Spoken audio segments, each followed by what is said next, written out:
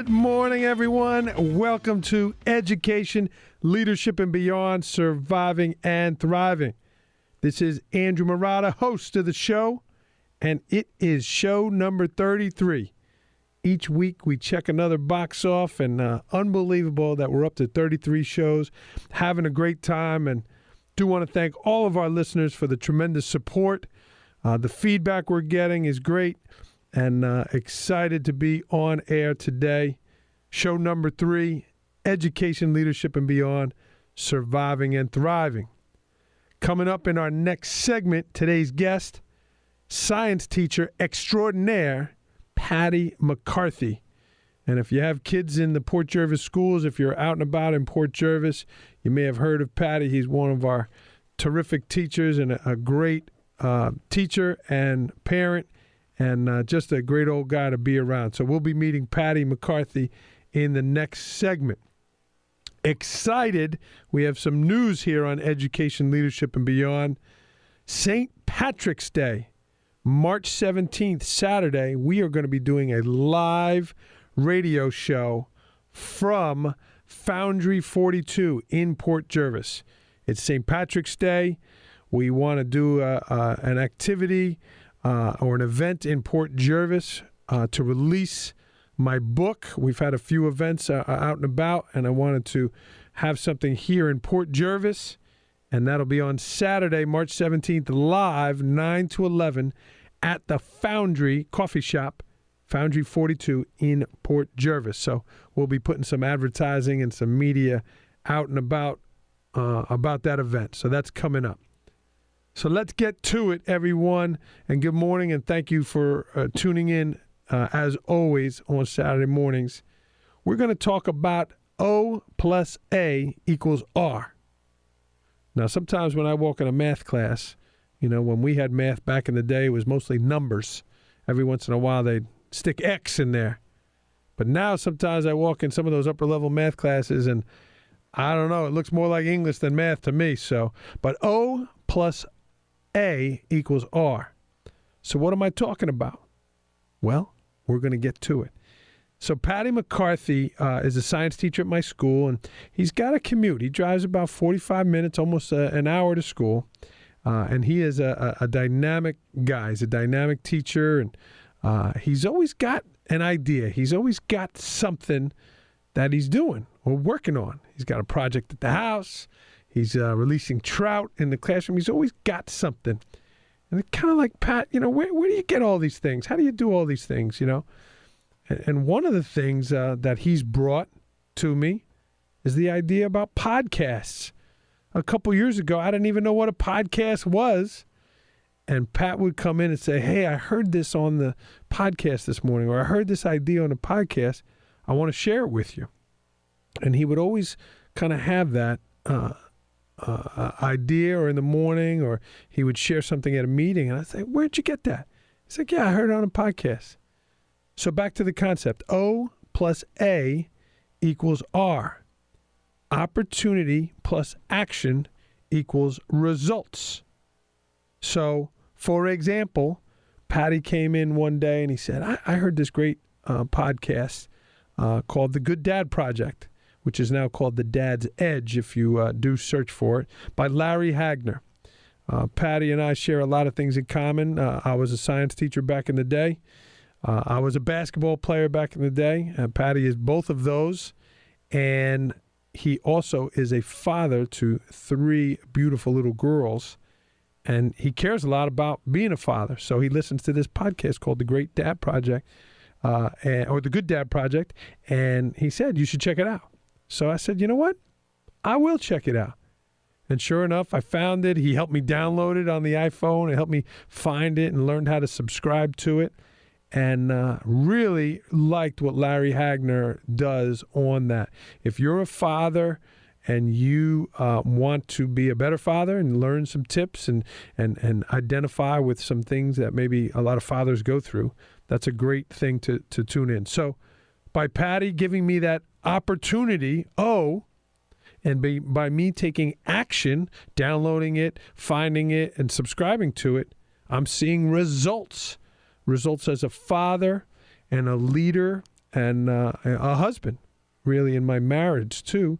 And it was a simple little thing. It wasn't like I had to work out for 12 months or train for some big event or prepare for a speaking engagement. The podcasts are, 30 to 40 minutes, 45 minutes, some are an hour.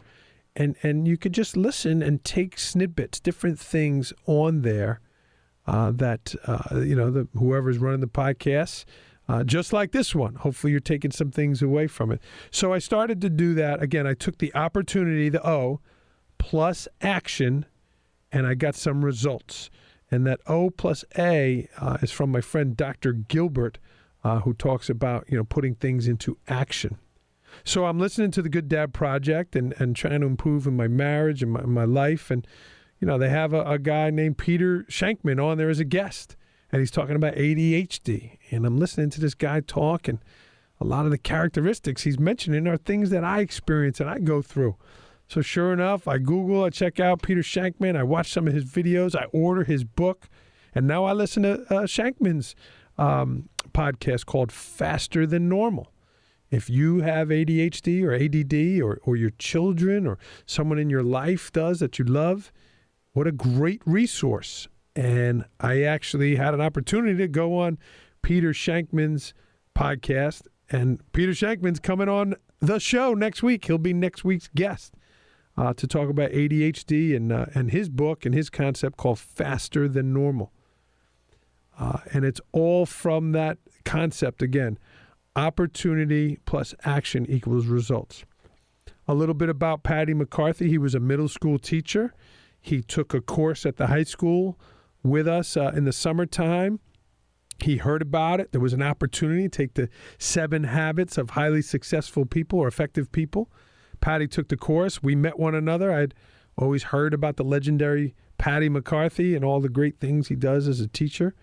And kind of hit it off at the 7 Habits course. And Paddy started teaching the after-school program and came to me one day and said, I'm thinking about, coming to the high school. I'm liking what I'm seeing here and some of the things you're doing and some of the programs at the high school. I'm thinking about doing it. And boom, Paddy not only came, but he also became the coordinator, the leader of the science department. And really, what led to that? Paddy took the opportunity to take the 7 Habits course. He took some action by saying, you know what? I think I want to come to the high school, talk to some people, looked into it, saw what it would mean to transfer, and he's seeing some results in what he's doing at the high school and becoming a leader as a coordinator of the science department. So think about all the things that come your way. Now, certainly everything we hear on the radio, we're not going to implement right away. And, we're only going to really take the things that identify with us. I think about it like flying a plane. A couple weeks ago, we had Ted Dabney on, a pilot for United Airlines.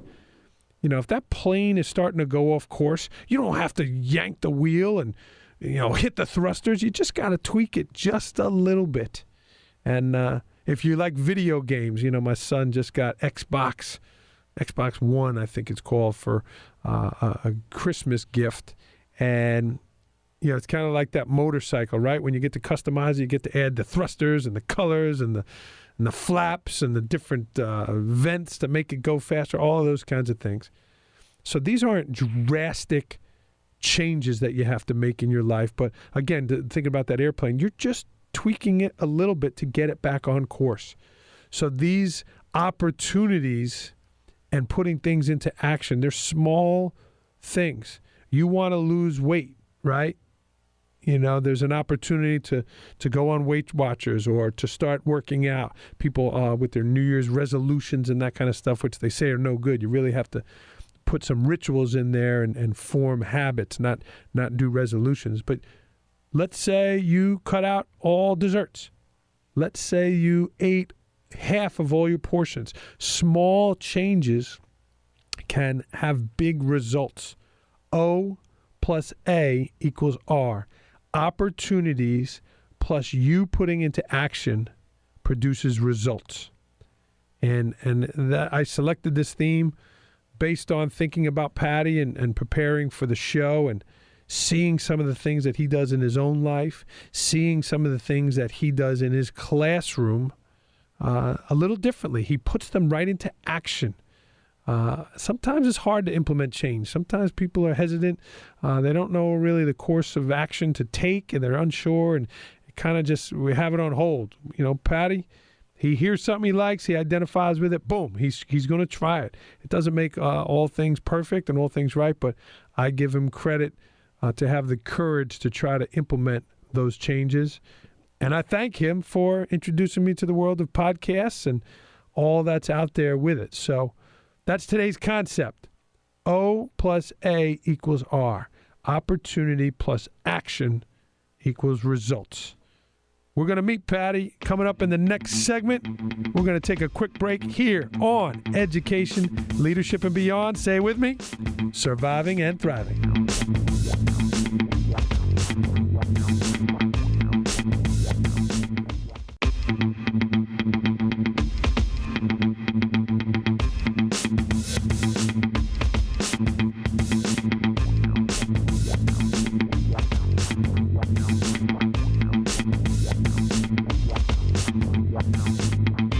Welcome back to the program, everyone. This is Andrew Marotta on Education, Leadership, and Beyond, Surviving and Thriving. It's show number 33, and it is the second week. We've had those jamming tunes from my friend Pete Connors up in Shahola. If you're interested in contacting Pete, reach out to the program, and we'll set you up. He did some great work creating and developing that opening theme for the show. Excited to welcome in Port Jervis science teacher and chairperson, Paddy McCarthy. Paddy, welcome to the program. Thank you, Mr. Marotta. Appreciate the opportunity to be here. Good. Into the mic, Paddy. And you don't have to call me Mr. Marotta here. You can call me Andrew on air. But I know you're a busy guy and appreciate you taking the time to be here. No problem. Now, I call you Paddy McCarthy, but your given name, your real name is Padraic McCarthy. Is that correct? That's correct. How is my pronunciation? Pretty close. We don't have too many Padraics in Staten Island where I grew up, Pat. Oh, yeah, no, I'm the only one I've ever met. Okay. And tell me about that name, Paddy. I don't want to make assumptions, but it's an Irish background, correct? Yeah, it's Gaelic. I was actually named after an Irish poet, and my mom had subliminally read the name of the book and the author in her bookshelf before I was born. And when I was born, she knew she wanted to name me that, but she didn't really know why. And then afterwards, she cleaned her bookshelf, and she found that book, and that's where she knew she got the name from. Wow. And did people mess with you when you were younger? Like, what's that name all about? You know, it's not like you grew up in the hillside of Ireland, you know? Yeah. Oh, no, yeah. I got a lot of flack. So I often tell my students not to make fun of other people's names because it's not nice. Yeah. But I also, maybe thicker skin. So I don't really get offended too easily by it anymore. In your easygoing nature. Yes. All right. Paddy, you're an outstanding teacher, and we're going to talk about that. What made you want to become a teacher? Actually, my high school phys ed teacher, he was also my coach. He encouraged me to become a teacher, and I kind of blew him off and told him there was no chance. I didn't really like school that much when I was leaving. I was a high schooler or a senior. And when I got to college, I took my first class with my professor, Kevin Berner, in fish and wildlife technology. And the way that he presented the class, and he had like a slideshow about his life and the things that he did and the animals that he studied. And that just, for some reason, sparked something in my brain that I could not learn enough. And when I took a couple more college classes from some very, dynamic teachers, I went off and did research for Iowa State University, and it was fun. I had a good time doing it, but I recognized that I liked being around people and different people, every day or something like that. And then I decided that I wanted to encourage other people, children, to have that spark and just want to learn everything you can possibly learn. So I changed my trajectory from a research scientist to a teacher. And Pat, one of the reasons we wanted to have you on is because of the dynamic experiences that you are providing for kids in the classroom. Certainly there is the content that has to be covered, and we've all had different teachers and a variety of how they do it. It's the variety is the spice of life, but you tend to trying to do things a little differently in the classroom. You're trying to create a different kind of experience versus the traditional teacher teaching in front of the room and the kids receiving the information. Why don't you tell me a little bit about that concept of what you're trying to do and some of the experiences you're trying to create for the students? Sure. When I was studying to be a teacher, I was studying to be an agriculture teacher.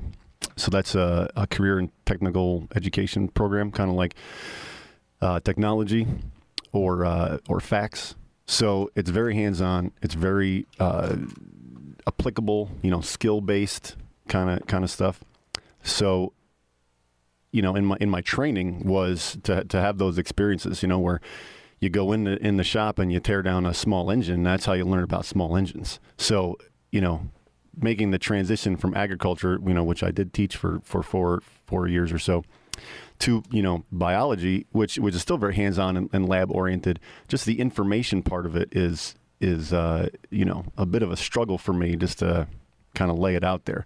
So I'm always trying to find ways for kids to learn things, in a different way. And as trying to find a way to get kids to find that spark and that way that they just cannot learn enough. I'm not sure how exactly to go about that, but I want to provide the most opportunity possible to do that. So, I'm always interested in how do kids, how do they learn? What are their interests? How can I reach that individual? So that's kind of where that comes from is having experiences myself, but then, my teacher training was in that. Pat, you are sparking the interest of young minds all around the Orange County area, but you've also sparked the interest of our dynamic, super-duper producer, Gavin Burt. He's jumping into the program here. Welcome, Gavin. Thank you. My question is, you said earlier that you've been teaching overall for 14 years. So that goes back to about 2004. And back then, that was before the era of smartphones or iPhones. And I think back to when I was in middle school or high school, which was the 1990s, which was the technological dark ages. My question for you is, do you find in the time that you've been teaching, is there a difference with young people, with their interest in learning, with their attention span, now that smartphones and iPhones and all the social media is on the scene? Has that changed in the time that you've been teaching? Absolutely. Just the way that children, we know more about the human brain, and I've done a lot of reading about, the research on human brains and how it applies to education. But children's attention span, the things that they're being fed more or less by social media, the things that they're attached to, or, I don't want to say obsessed with, but that's ultimately what it looks like. So yeah, attention spans are down. You don't necessarily need it to be a circus in front of the room, but, entertainment, you have to have some entertainment or interest value, and then relevance. A lot of things that we talk about, traditionally from the 80s or 90s, say, are concepts that, you go to school, you learn that, that's what happens, but now, a kid can look up anything they want on their cell phone in 5 seconds. So how do you keep yourself as a teacher relevant standing in front of the room? Which maybe you need to be a guide from the side, not a sage from the stage. Ooh, that sounded smooth, McCarthy. Not my original thought. Pat, one of the things you discovered in talking about the kids and the learning and the distraction of the cell phone, and Gavin, you always have great questions. That was a great question. You found a couple years ago, just like a true scientist, right? When you do a science experiment, you got to explain why. You have to explain the results. So you did a study with the kids, their grades, and their correlation to the amount of sleep. And you had them chart their own sleep and what they did and how they did it. And there was a correlation, clearly, that showed the kids that got more sleep did better at school. That's right. A totally unscientific study, by the way. No, hard and fast statistical analysis there. But just as a general look and having students self-report, which I think they appreciated, it was very clear. Very clear that students who got more than 8 hours of sleep a night did phenomenally better on their science and math Regents exams, and as well as attendance. And it wasn't you just standing there in front of the room saying, hey, you need to get your sleep, you're going to do better in school. You had them see the results because they created it, because they were inputting the data, their own data. Yeah, and having read this book by a guy named Sean Stevenson, Sleep Smarter, tremendous book. I highly recommend it. And he said that if you could do one thing that would positively impact your, schooling, your career, your life, whatever, it would be get more and better sleep at night. There you go, reinforcing the concept, the O plus A. So now people are going to go out and get that book. Say the name of it again, Sleep Smarter? It's called Sleep Smarter by Sean Stevenson. So there's the opportunity. You take the action to go get the book, and you might see some results in your life. So you did it without even knowing. And he even has a podcast called The Model Health Show, which is tremendous as well. Is that on your playlist? It is. Okay. Is Education, Leadership, and Beyond on your playlist? It is. Excellent. Pat, you mentioned the word entertainment. You're a master storyteller. Your stories are just unbelievable, and it's like, I just find myself fascinated. Is that something like Tales from the Irish? Is that something that your father taught you? Where did you develop that skill of telling stories, and how do you remember them all? Well, my dad growing up, he came from Long Island, and he wound up in the middle of Sullivan County. And, having an interesting life that he did, he came up with the Vista program, in the 60s, and he met my mom, and she was a farm girl, and they fell in love, and we grew up in the woods, had 7 brothers and sisters. Oof. And, my dad, having not really much experience, say driving tractors or helping on the farm, his father-in-law on the farm, or fixing the things in our house because we didn't have the money to hire somebody. And so his take was always to have, like, everything was kind of like an adventure, and he had a story about it, and these kind of outlandish things. And even as he was saying them, I never really questioned whether or not they were true. They were all true. It was kind of amazing, the things that he would say. One time he had a deer, or the deer actually hit him, and he had the window down. It was a spring day, and the deer actually pooped all in the window all over him. Like, you can't make that up, but I saw that personally when he came home from that encounter. So that's a yeah. It really is, yeah. So those are the kind of things that happened to him. So just hearing him talk about that, all the time, and then his friends, and these stories, and my mom always had stories. And my aunt Pat has like the family history, oral history in her mind, and she can just roll out whose birthday, who was born when, what the weather was like, what happened to him. So I've just been surrounded by that my whole life. So I don't know, it's just a way that it goes.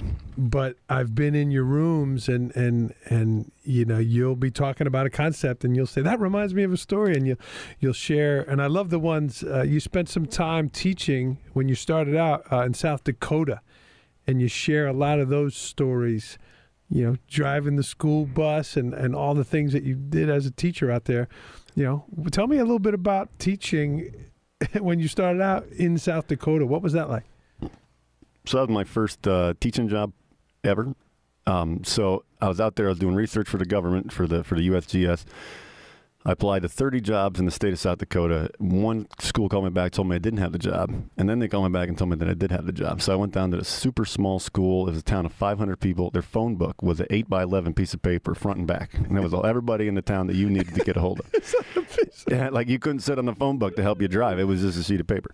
So, I'm the New Yorker. Everybody was skeptical about me from the get-go. And he's an Irishman from New York. Isn't that a Sting song, by the way? It was like 99% German descent people there. So just an interesting place to be.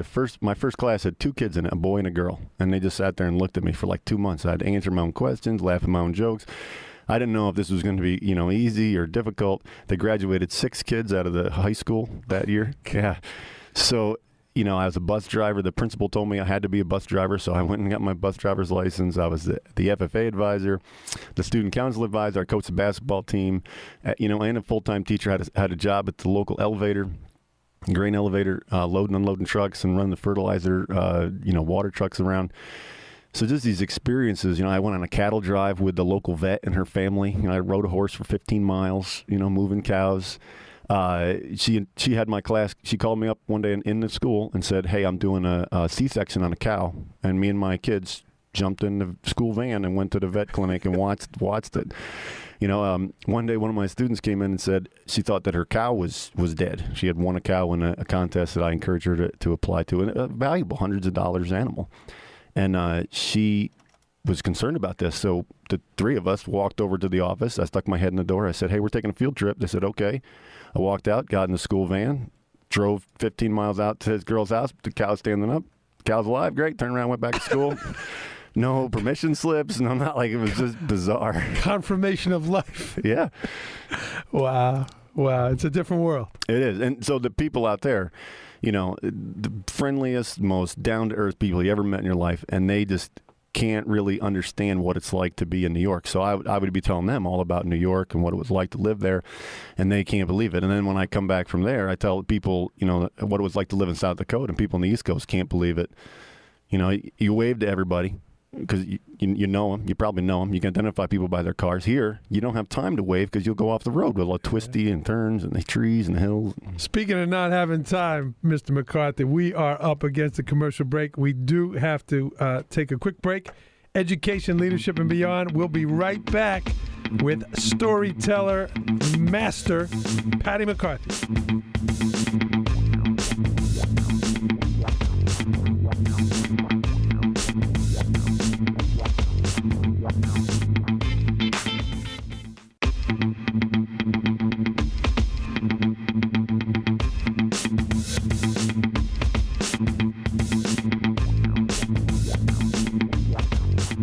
Welcome back to the program, everyone. This is Andrew Murata on Education, Leadership, and Beyond with today's guest, science teacher from Port Jervis High School, Paddy McCarthy. Paddy, you heard the opening segment where I talked about you telling me about these podcasts and, hey, you got to check this out. And boom, just all the things that came from that, that opportunity.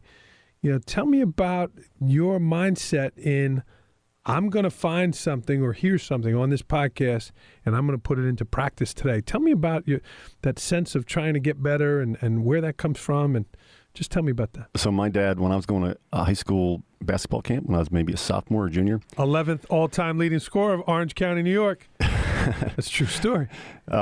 He had me memorize a quote. We were driving up to Oneonta, it's about 2 hours or so from my house. So he had me memorize this quote by Teddy Roosevelt, "It's not the critic that counts." And the part that struck me deeply was the part about not ever having your place with those cold and timid souls who knew neither victory nor defeat. So I've kind of unconsciously lived my life like that, always taken, an opportunity that comes my way to make sure that, it doesn't really matter how it comes out. I mean, you want it to be successful, but, failure is not the worst possible thing that can happen to you. And you keep plugging along and you do this, you do things, you get things done. So, as I went through my life and I met all these people and all these interesting experiences and encounters and opportunities, and some I missed and some I took advantage of.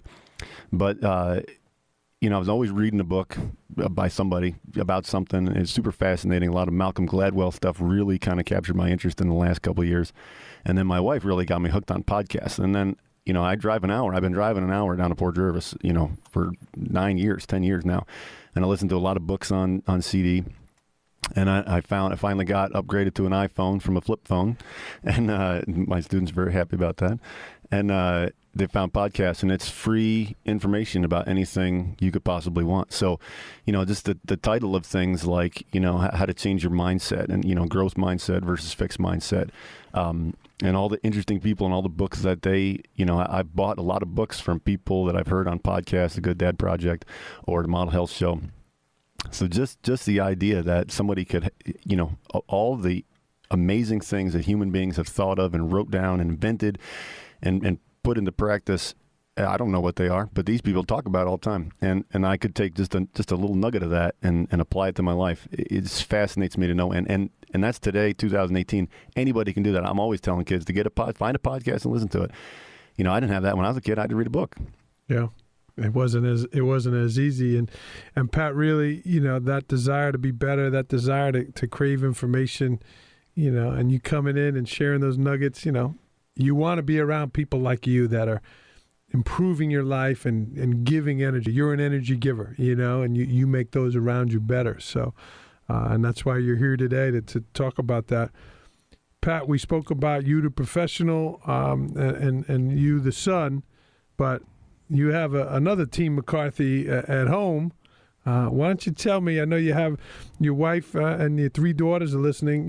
Tell me the members of Team McCarthy, and what does it mean to you to be a team dad there for Team McCarthy? Sure. My wife Melissa is home with the girls, and I have Allison, Rachel, and Cameron, and they are just an amazing group. I kind of guess I thought I would always be a dad, and when we got pregnant with Allison, I knew it was a girl. I don't know how I knew, but I knew. People said, "Oh, it's 50-50." You're a science teacher. Yeah, I'm like, I know, but I'm telling you, it's a girl. So we ended up having all girls, and just being able to watch them grow and develop, and now having all this information about how critical it is for parents and kids' perspectives and their perceptions of things, and just tremendous information that I have on how I influence their life and their future decisions is almost overwhelming, but it's an adventure to be a part of, and I like instilling that in my kids, that things are adventures, and that life is just fun and we can laugh about it. And you took a different adventure this past summer that you invited me and my family to be part of. You raised bees, you raised pigs, and you got the honey and you got the meat from the pigs, and was that all from this adventure concept? Tell me a little bit about that. Yeah, raising pigs, actually. A friend of ours stopped us in the grocery store, my wife and I, and said, you know anybody who wants to raise pigs? And we were like, oh yeah, we'll give that a try. She's like, great, we'll bring them by on Saturdays. I haven't had to run out and buy a book on how to raise pigs and read it real quick. I had no idea. And it was just interesting. And so having livestock actually reduces stress in your life. So every morning, not in the wintertime, but in the summertime, to get up and go feed the animals. And you have to know that, they need food and shelter and water. And so that's just kind of an additional set of problems that some people don't want to have to solve, but it's fascinating to me. Also, pigs, and the particular breed that I was raising, Tamworths, are some of the most intelligent pigs. So it's like fencing in a genius. And it took me like 5 years to figure out how to build a successful fence for these guys. My pregnant wife, she was chasing the pigs around a yard with the mailman and calling me down here at school, and mailman happened to be my brother, so that was okay. But that's just an interesting, problem solving. There's always something you can improve on, and some method, or, I have spreadsheets about how much grain they get, and, like how much they weigh, and, what's good for them. Where I grew up, Pat, the dog bit the mailman. Up in Sullivan County, you got the pig biting the mailman. And did you do these jobs like with your kids? Did you make them part of the experience? Yeah, they love taking care of the pigs. They know we have them. And it's understanding, too, like where our food comes from, and that, we have responsibility for animals, and there's a difference between livestock and pets. And, that there, you could raise livestock and you could make some money doing it. So that's actually something I learned from the FFA and 4-H, which I was not a part of necessarily, but I taught about as a teacher.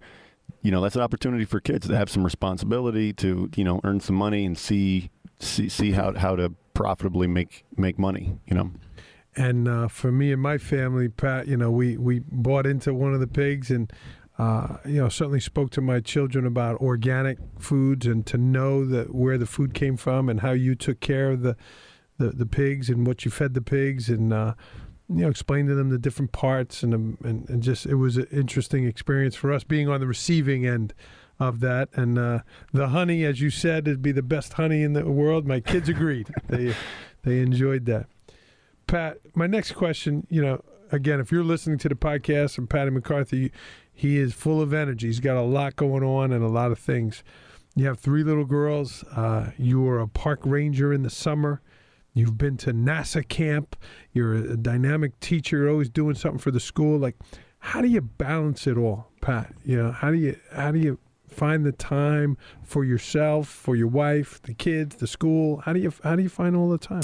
So actually, I wasn't very good at this to begin with. But having a strong relationship with your wife, or my wife, not your wife,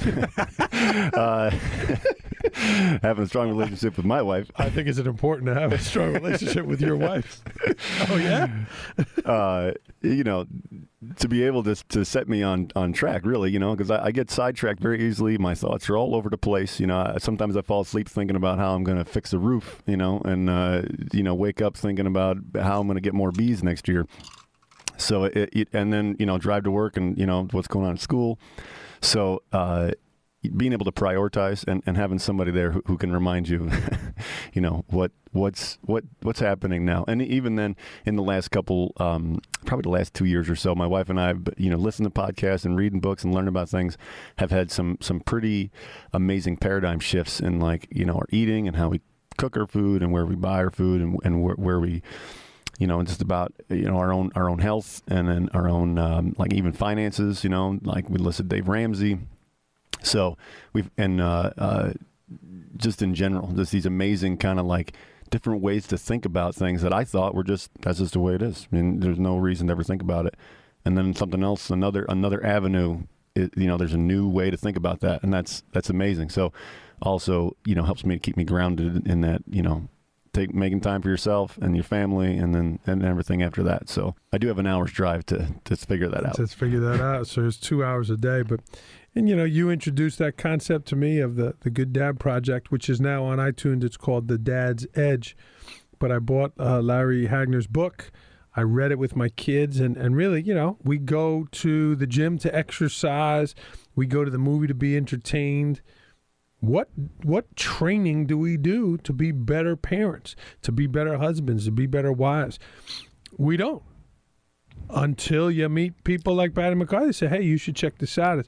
It's helping me in my marriage. And again, that's where today's concept came from, that O plus A equals R. And listening to that podcast has made me a better parent and a husband. And I'm actually having Larry Hagner come on the show in a few weeks because I identified so well with what he's doing. So you're, like I said, an energy transfer and someone who's helping others. Pat, we're up to a popular portion of the show. It's called the rapid fire portion. We've had people get the sweats in here. They've struggled. They've had to hit the pass button. Gavin had to bleep out a few curses here and there. Are you ready? Sure. Okay. Have you prepped? I mean, a little. You've gone to NASA camp. This might be more challenging than flying the spacecraft. Okay. Last book you read? Biology of Belief by Bruce Lipton, Dr. Bruce Lipton. Last movie you saw? The Last Jedi. Ooh. What do you give it? Out of 5? 4. Okay. If you could be a different animal, what would you be and why? I'd be a bald eagle. Obvious, for the obvious reasons. Sure. Okay. Favorite science experiment that you like to do in class? The fish, raising the fish. That's very cool. Very brief, 20 seconds. Tell our listeners what you do with that.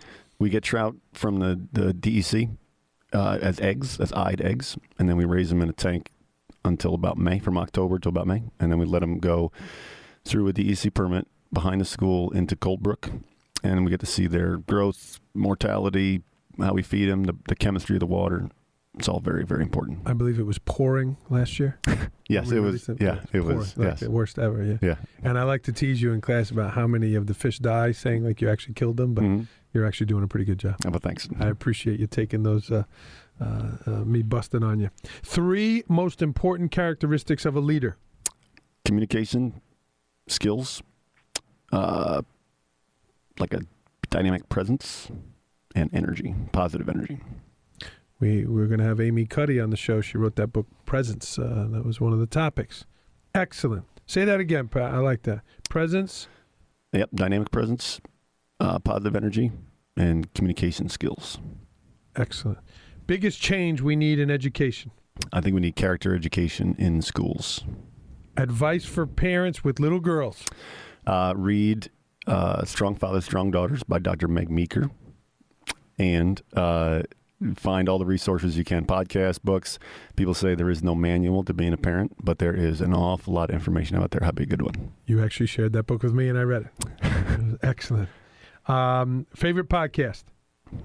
Well, I'd say The Dad's Edge, but Model Health Show and The Art of Manliness. Also very good. If you were to have your own podcast, what would it be called?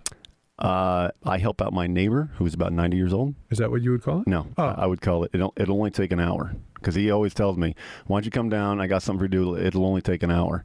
It's always over an hour. It never takes an hour. But would the podcast be an hour? I'd make it over an hour.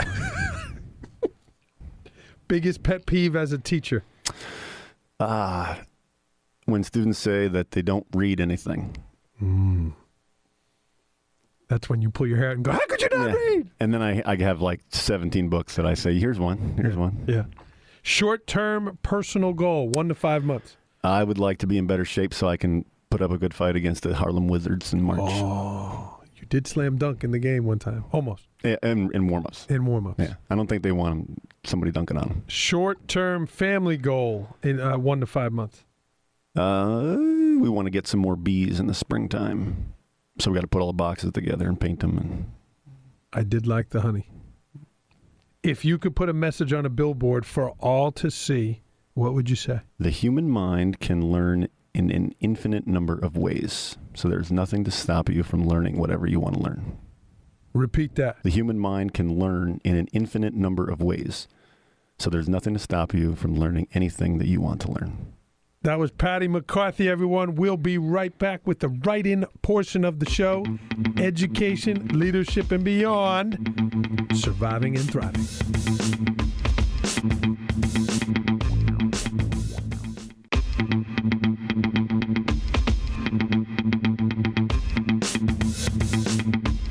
Welcome back to the program, everyone. Education, leadership, and beyond. Surviving and thriving. It is show number 33, and this is Andrew Marotta, host of the show. We've had a great time today with Port Jervis science teacher Paddy McCarthy. If you know him from the olden days, it's Padraic. It's Gaelic. We'll be right back with Paddy. I want to do a quick recap of the opening segment. We talked about O plus A equals R. Opportunities plus action equal results. One of the things Paddy has done for me as a leader in the school, he listens to podcasts and he would come in, hey, you got to check this out. Or, hey, I heard this. Or, hey, have you heard this quote before? And he would share with me. And he said, you got to check out this Good Dad Project. You know, your father, Andrew, you know, it's great stuff. And I did, and I fell in love with it. And it's one of my resources in my PLN, my personal learning network, is listening to that podcast. So that was the concept. O plus A equals R. Don't complain to me or anyone else that you're not getting the results that you want, because maybe you're not taking the right actions and you're not taking advantage of the opportunities that are coming your way. This is the write-in portion of the program. You can contact the program, Andrew@NeversinkMediaGroup.com, or on Twitter @AndrewMarotta21. Contact us, leave us some feedback. You could also go on to my website, AndrewMarotta.com. If you've bought, that's not a word, if you've bought the book, The Principle, Surviving and Thriving, I would love a review that I could put on the website and or on Amazon, and just click on reviews there. That would certainly help the program. And I also announced that St. Patrick's Day, in honor of Paddy McCarthy, we are going to do a live show at Foundry 42 in Port Jervis, 9 to 11. You could stop by the show. We could meet. You could buy a book. We can have some coffee. We're going to have some guests on, so that's going to be a great opportunity. That's March 17th, 9 to 11, Foundry 42, St. Patrick's Day. Speaking of Patrick, we're going to welcome back in Padraic McCarthy. Pat, you did a great job on the program. And I hope Team McCarthy, led by Captain Melissa, Allison, Rachel, and Cameron, will give you good reviews. I hope so. Yeah, nice that they're tuning in. Pat, there's a write-in portion of the show, so we did get a question sent in for you. Someone must have known you're a science guru. And the question is, my children are interested in science. What would be some great opportunities for them to enhance their learning this summer? Sure. So there's a lot of things out there that that children can participate in. I know the National Park Service has programs that they can people can look into with the Upper Delaware, which is nearby. If you live in the port area, you'll have to travel a bit north. So having worked for them, they do offer programs that kids can get into. Now, STEM with the National Next Generation Science Standards, STEM is a giant, promotional project going on out there. So there's all kinds of organizations are offering STEM. My daughter's in a robotics program after school on Tuesdays. So, if you check your local, resources, they will definitely have it. Colleges, high schools, things like that. The DEC offers summer camp. There's one in the Adirondacks, one near Albany, one near Livingston Manor, and one way out in western New York. Those are week-long camps. You can apply and go there. Any local rod and gun club will probably sponsor you just to have kids be outside. So as far as outdoor, they're generally college students, biology, science majors who are your counselors that take you canoeing, hiking, teach you all about birds and plants and things like that. So those are opportunities. For high schoolers, I currently have 2 students.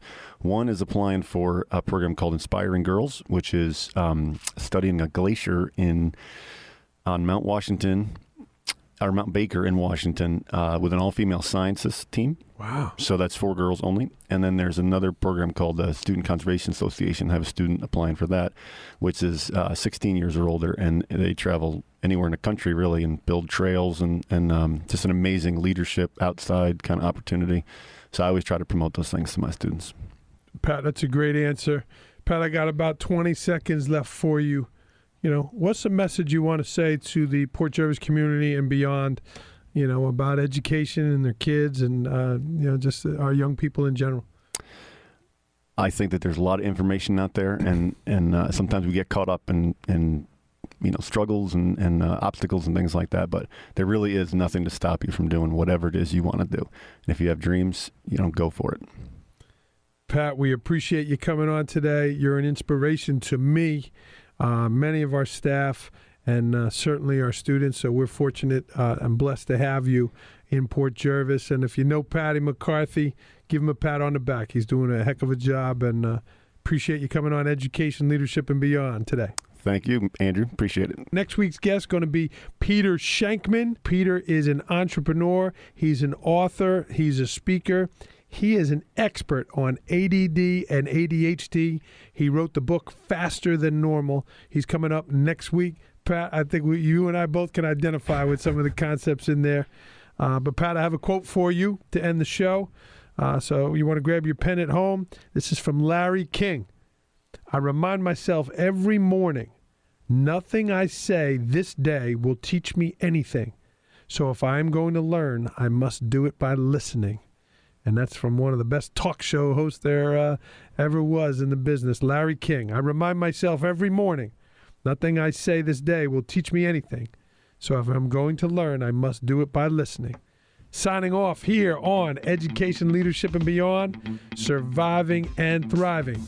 Go out and change the world for the better.